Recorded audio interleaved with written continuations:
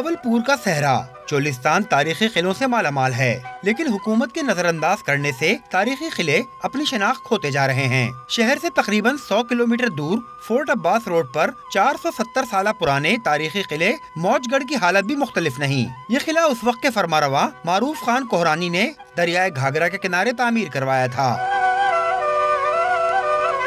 قلعے کی منفرد تعمیر بنانے والوں کی مہارت کا منہ بولتا ثبوت ہے، لیکن حکومت کی توجہ نہ ہونے سے قلعہ ٹوٹ پھوٹ کا شکار ہے۔ موج گڑھ گھومنے آئے تھے، اس کی حالت دیکھ کے انتہائی دکھ ہو رہا ہے۔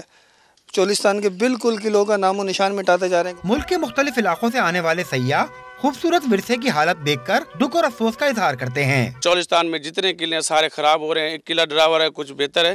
گورنمنٹ کو یہ سوچنا چاہیے کہ اس کے بارے میں دیکھیں، یہ پرانے ہماری ثقافت ہے۔ حکومت تاریخی قلعے کو تحویل میں لے کر تزئین و آرائش کرائے تو یہ دوبارہ سیاحوں کی توجہ کا مرکز بن سکتا ہے۔